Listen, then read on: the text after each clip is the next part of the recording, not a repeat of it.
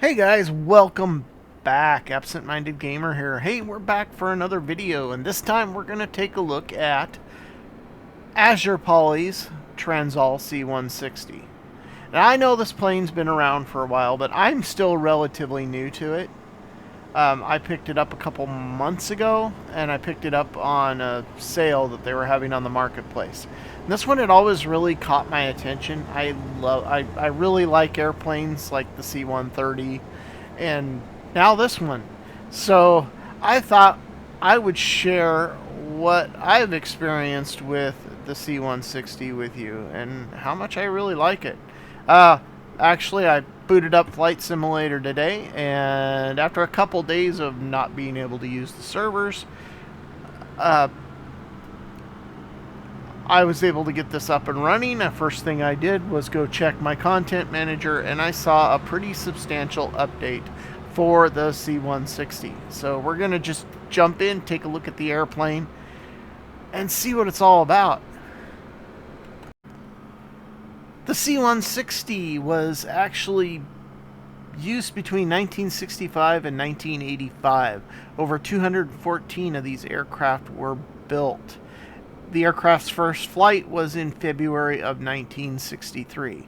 I know that doesn't really jive with the used between numbers, but the Transall took its first flight in February of 1963, and then was ultimately used between 1965 and 1985.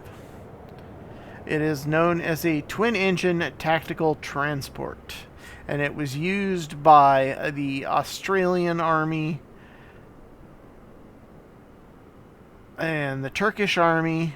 And in fact, it's still being used today by Australia and Turkey. It was used originally by France and Germany and South Africa.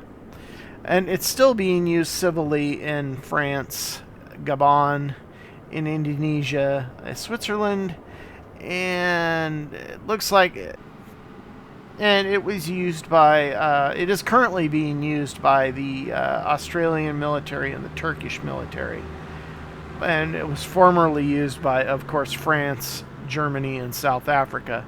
But this was the Transall was built by Germany with France as a multi-use airplane, a multi-use military airplane, tactical transport. So the C-160 had a max speed of 319 miles per hour with a stall speed of 110 miles per hour, and had a never exceed speed of 368 miles per hour. So that's kind of interesting. And the aircraft had a range of 1,151 miles with a ceiling of 27,000 feet. Now, the range itself, that would probably be dependent on payload. So we're going to kind of go into that here. They've added some really cool features to the entire aircraft. So we're going to jump into that very soon. The aircraft itself was powered by two Rolls-Royce RTY-20 Tyne Mark 22 turboprops, and it was used the 4-blade prop configuration, just like you see here.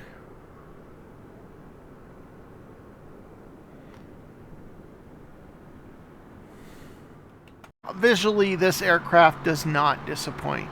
It has some really fine detail to it, as you can see looking here down onto the nose. Look at the wear and tear on the plane.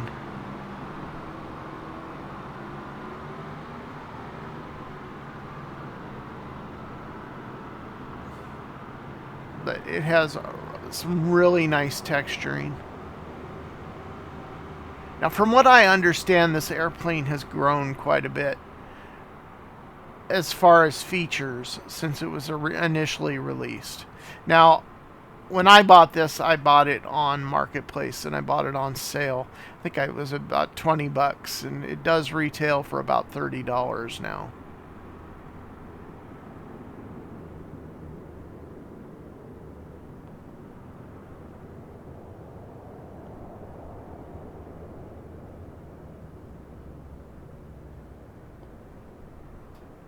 But I love the attention to detail.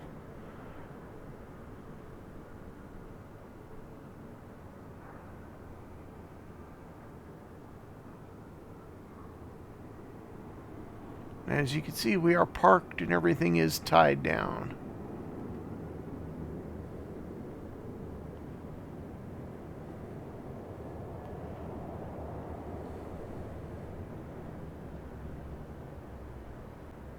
I mean, the detail extends right into the actual wheel wells. Look at the rust on the bump stop there, or whatever you call it.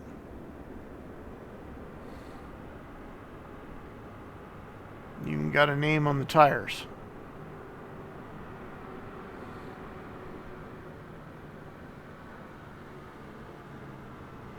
Now we are in the, this would be the German livery. And it does come with a few different liveries, all from which are real-world aircraft that actually flew this plane. Or real-world locations that actually flew this plane.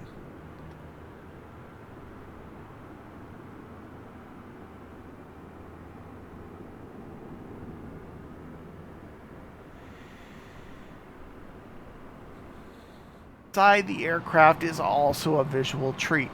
The whole rear cargo area of the plane is modeled, and the ramps open, the doors open, everything does what it's supposed to, and you can actually set your load, and I will show you that later.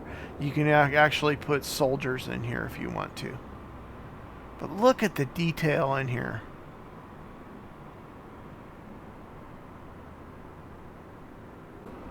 So let's go ahead and jump into the cockpit and check some of this out. Check that out. The stairs going up to the flight deck.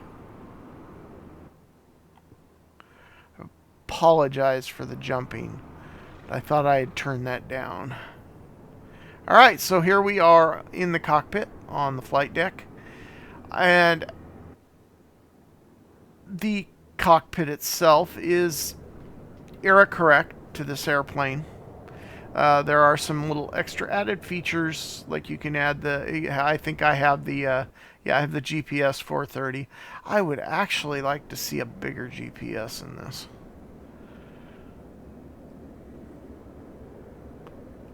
But I have found very little that doesn't seem to do anything. I mean, all the little switches, the windows, everything seems to have some sort of function.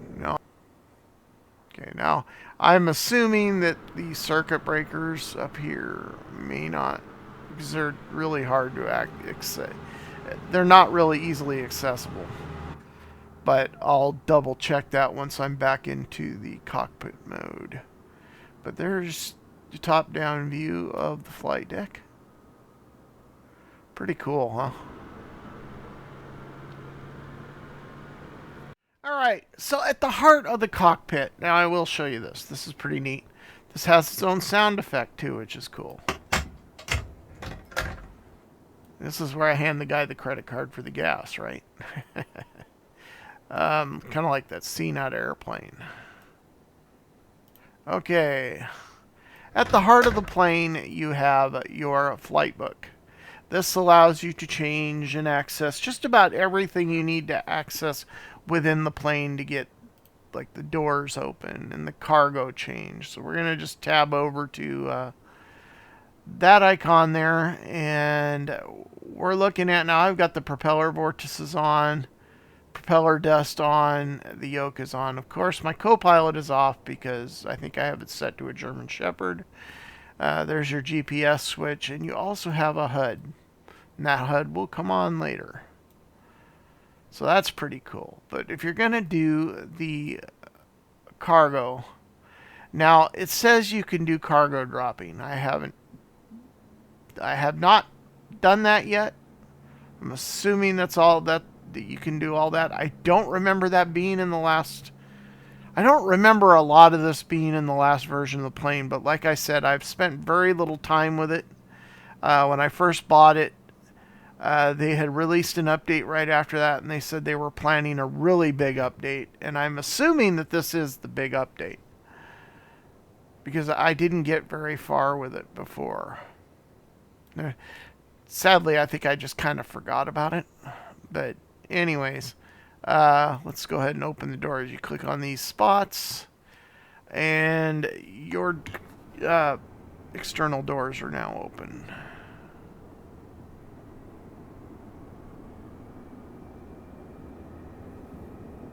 Okay. And the one thing I did notice is that you have to have power, of course. That's a no-brainer. But the plane has to be under its own power to lower the back deal. I'm guessing. Now I've got the GPU connected. If I go here, yeah, I can't lower the ramp in the back. So we will lower the ramp after we start the engines.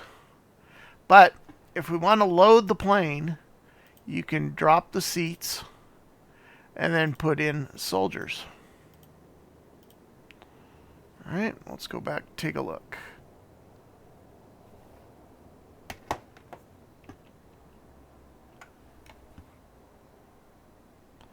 And there we go. There we got our soldiers. Not a whole lot of soldiers, but we got soldiers. So let's go back to the cockpit. Back to the flight book. And we're going to go ahead and we can add a personnel carrier, a BBL-1 or a VAB, BBL-2. So let's go ahead and add one of those in. We'll add some barrels and a pallet. Okay, well, we can't add the vehicles and have those. So let's go ahead and add those in. Then we'll go and look at the others. So let's go back to... There we go. Look at that. How cool is that? I know. I'm impressed by the simpler things in life.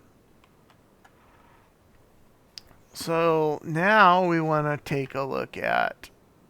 We'll put a tank in there. See, now it's letting me put the tank in with the barrels, pallets. Let's go see what it looks like. Oh, it's not a tank in the traditional sense. It's a tank of water. Okay. Yeah. Let's go back here. I don't know. I just thought vehicles tank. So let's add one of those. And that takes away the barrel. So we add in the VBL. And we go back to here and tootle around.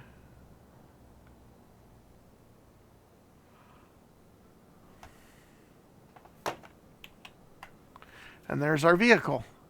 How neat is that, huh? And then supposedly you're supposed to be able to parachute drop these. Now it does say that the parachute drop function is in testing and it's more of in beta. So if it doesn't work, it doesn't work. Or if you have problems with it, that's why.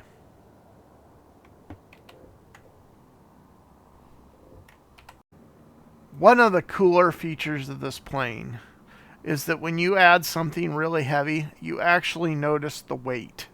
So like I'm going to add the VAB, which is a considerably heavier vehicle. Look at that. You notice the shift in the plane. And we're actually over our payload right now, so we need to lose... We need to lose some fuel here, I think. And then our VBL2 puts us back. Let's go take a look at the VBL. VAB. There it is.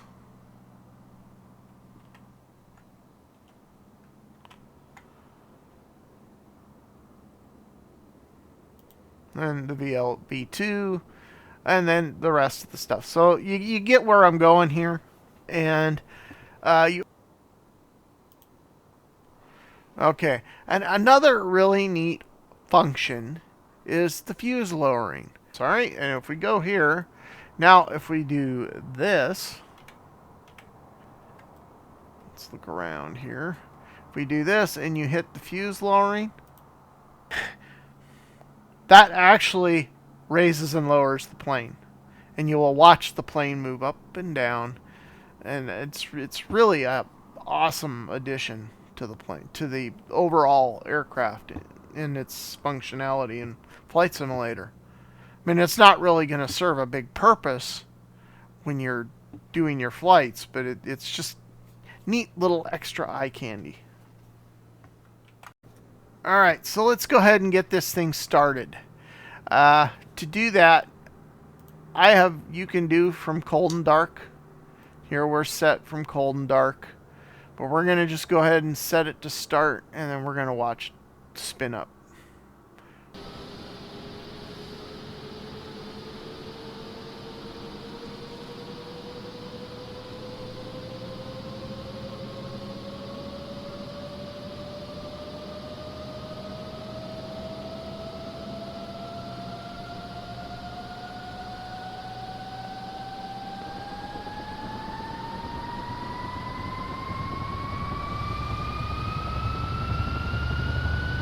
Really good sound.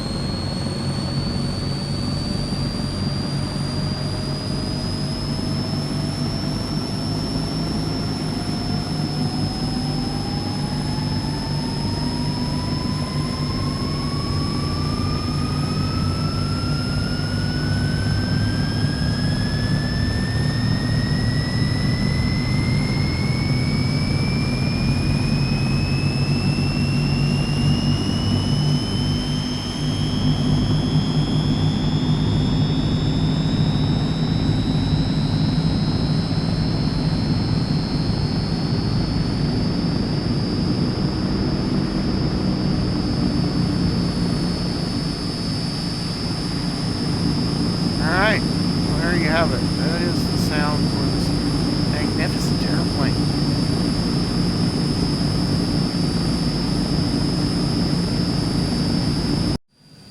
Okay, so here we are in the cockpit. Engines are started.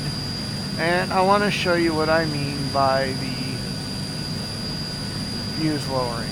So we're going to go ahead and drop the rear.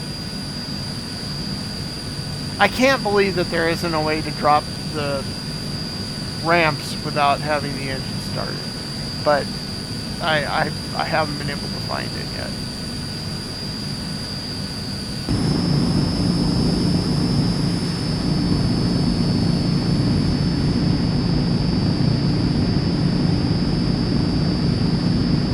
Now, it would have been neat if I'd gone back there and we could have watched them drop, huh? Let's go ahead and do that again.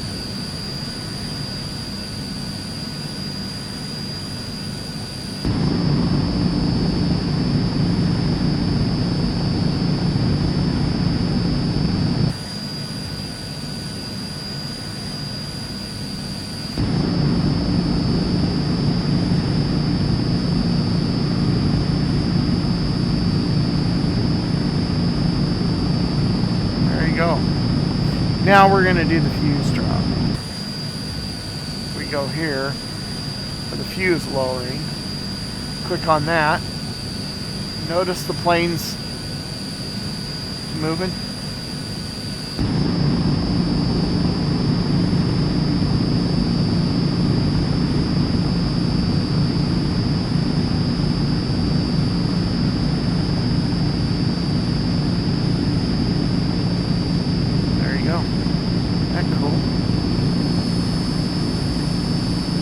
Look at the wheels. They're a little closer to the ground, further up into the wheel well.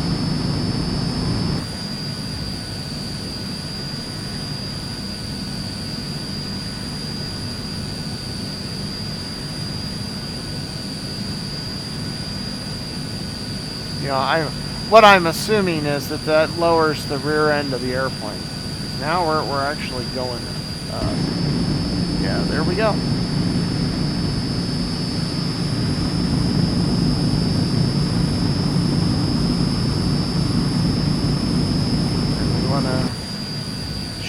shut our doors. Still would like to know what the gear compartment is. I mean, is that what I think? Oh, landing gear compartment. Okay. Oh, I see. How cool. Okay, well, there are the wheels. Gear compartment, landing gear compartment. It raises up the... Oh, that's neat. Okay, that's pretty cool.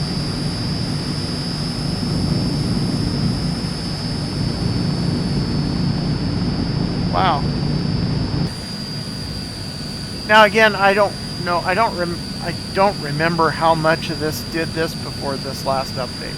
So if you haven't updated this plane in a while, do go and do it. Especially if you have Marketplace. The updates take so long.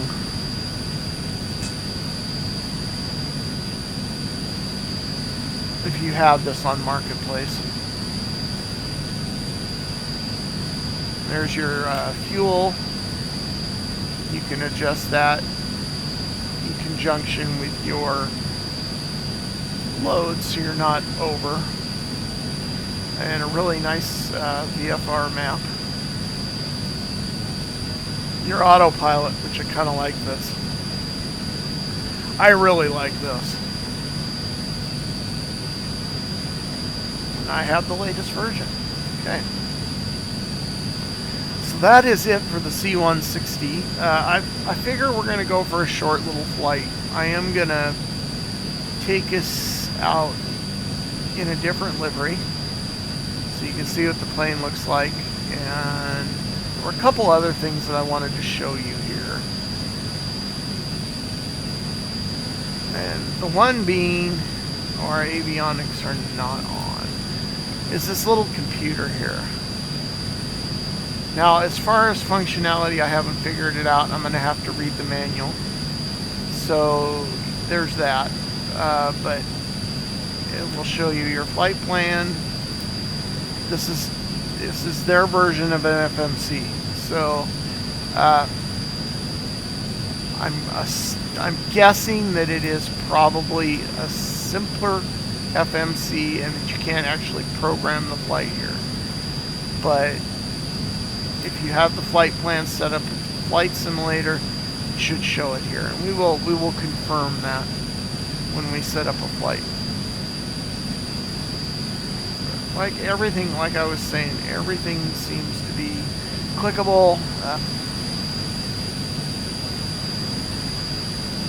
But everything here on the overhead seems to work.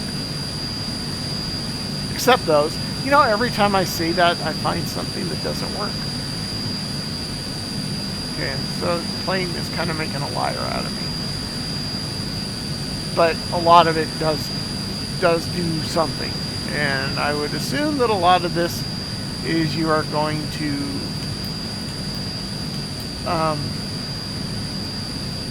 utilize much of this if you do it from cold and dark.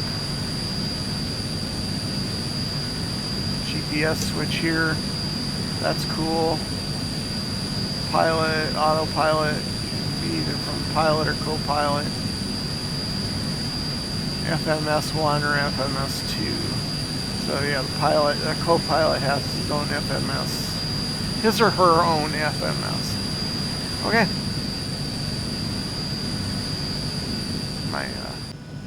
Alright, we are sitting here on the runway in Toulouse, France, and we are going to fly from Toulouse to La Moth, which is only about a half-hour flight, but I'm gonna probably narrow it down to just a few minutes to keep the video short.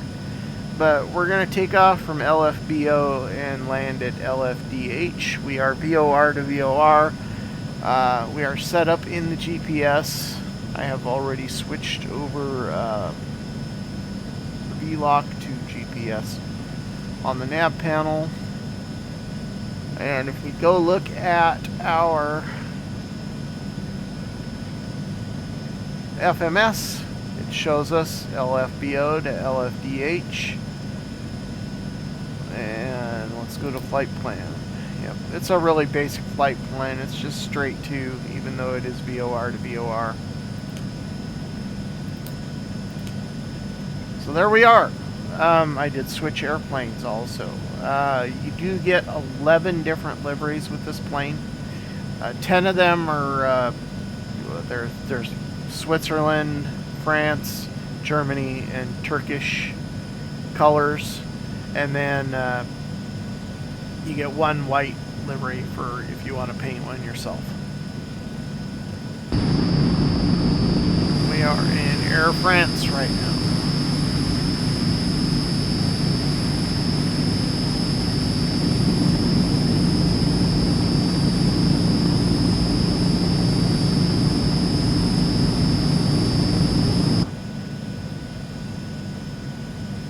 Okay, and we're going to set.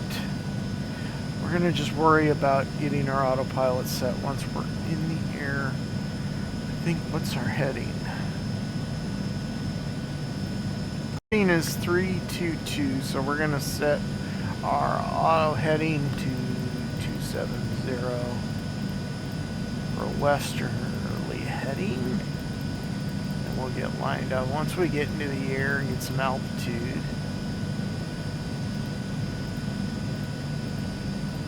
I think 5,000 feet ought to be good for, or we'll go 6,000 feet. Alright, let's go ahead and take off.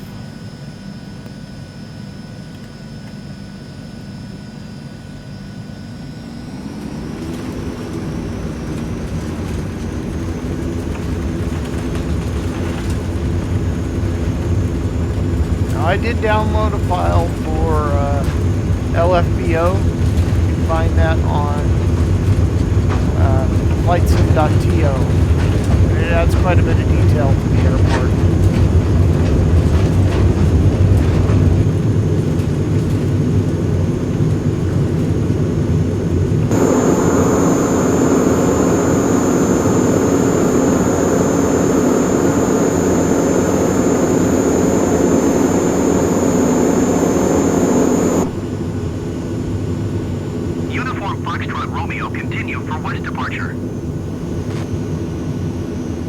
Lagnac Tower Foxtrot, Bravo Uniform Foxtrot Romeo continue for west departure.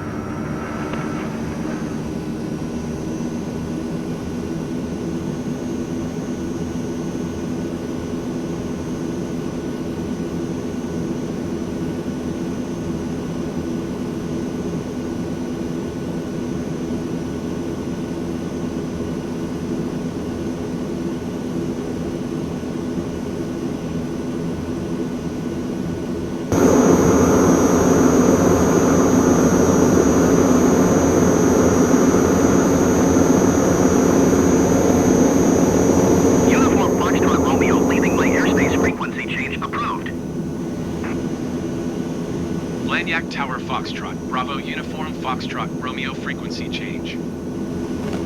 Toulouse approach Foxtrot, Bravo Uniform Foxtrot Romeo is type 5 miles west of Blagnac, 2,000 feet.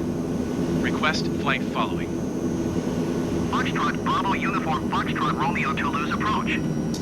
Squawk 6235. Squawk 6235 Uniform Foxtrot Romeo. Uniform Foxtrot Romeo radar contact, 6 miles west of Blagnac, 2,400 feet. Altimeter 29.902. Roger Uniform Foxtrot Romeo.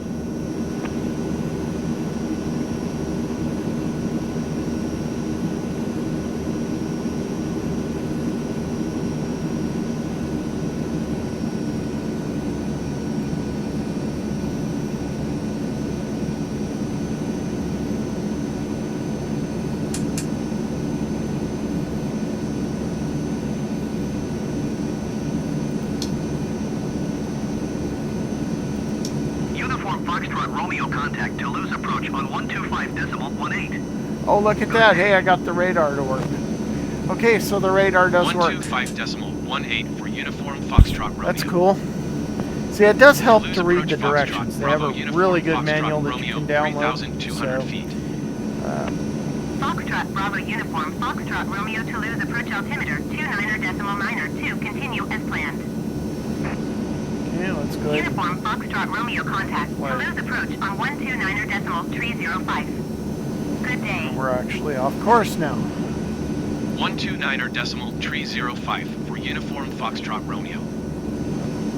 Toulouse approach Foxtrot, Bravo Uniform Foxtrot Romeo, 3,600 feet. Foxtrot Bravo Uniform Foxtrot Romeo Toulouse approach altimeter 29.9 to continue as planned.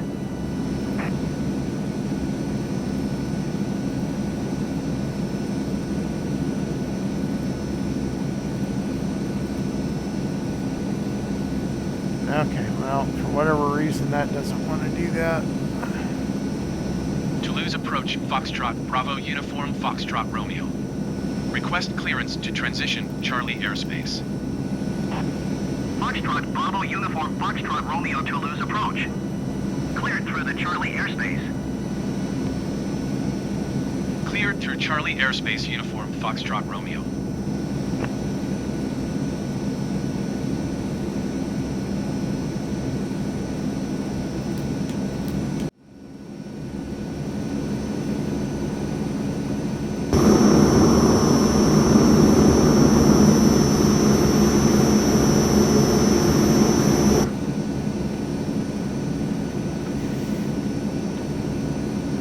There's my ramp controls.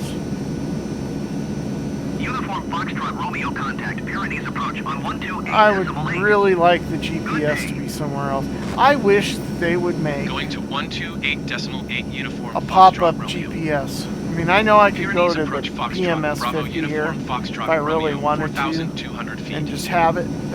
They need to make the standard GPS pop out. 29.9 to continue as planned.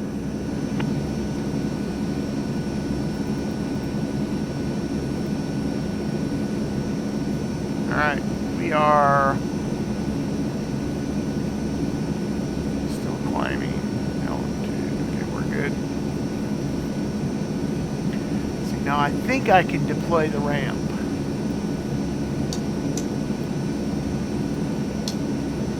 I like that. Lights come on.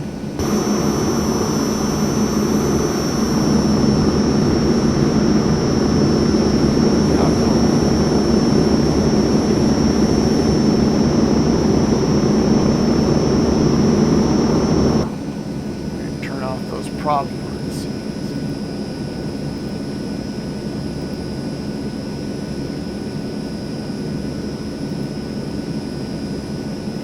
So then if you wanted to do the drop, so let's go ahead, and I know I'm a little late here, but you can simulate a cargo drop.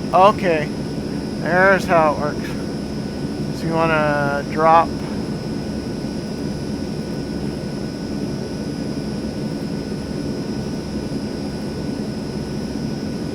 we had troops on board.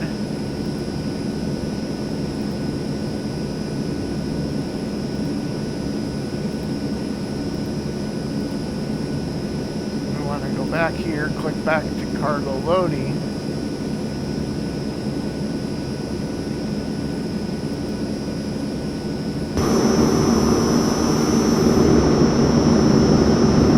There they go.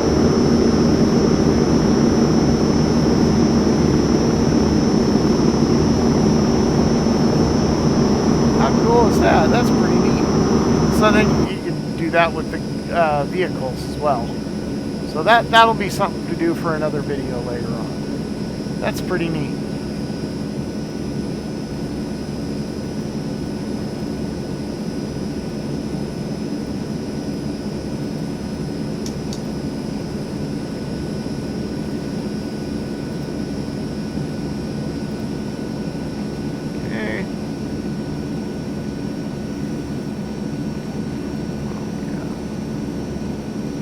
So we're already almost to the airport. We're gonna go ahead, I'm gonna go ahead and get it ready.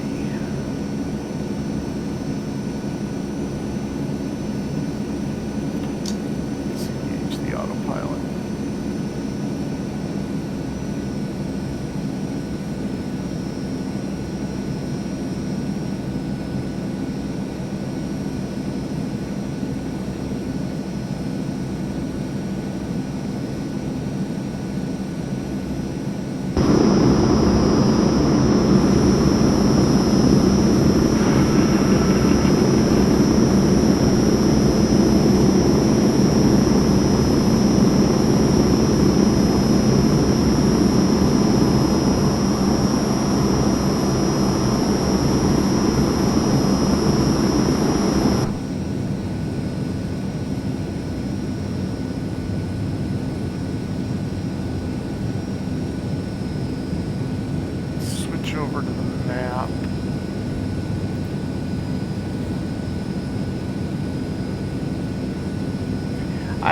kind of wish that you could switch that to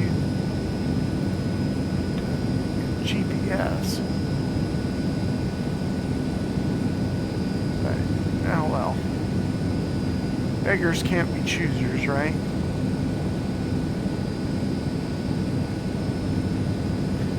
The aircraft has a really nice feel to it. It just, it feels different than a lot of aircraft of this size. Now, I like I was telling you earlier, I really like the C130, and this is right up there with the C130. This is a lot of fun. Oh, and there's the runway. How do you like that?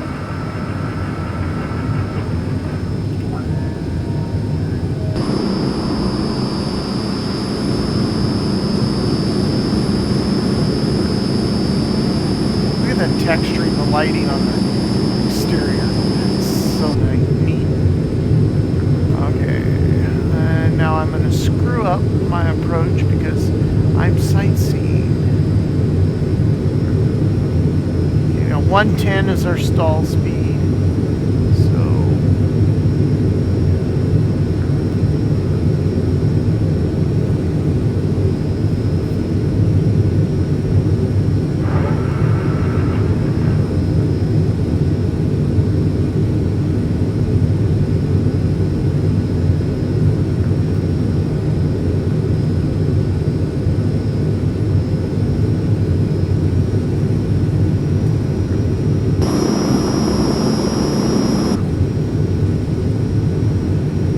lights are still on because we never shut them off.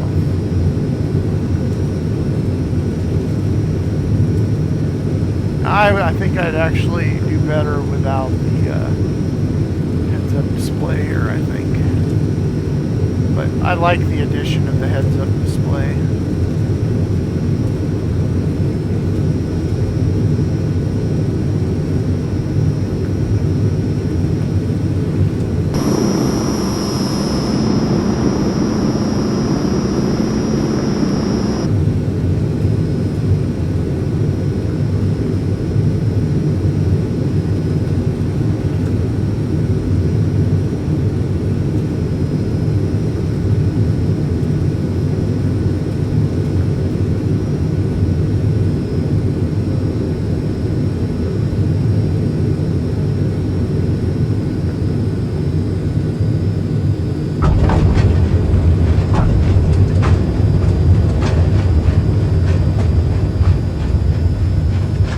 Alright, well there you have it. That is the AzurPoly Transall C160. Excellent, excellent aircraft. Lots of fun to fly.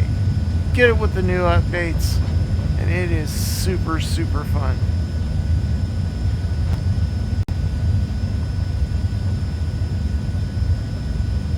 That bus just came out of that hangar.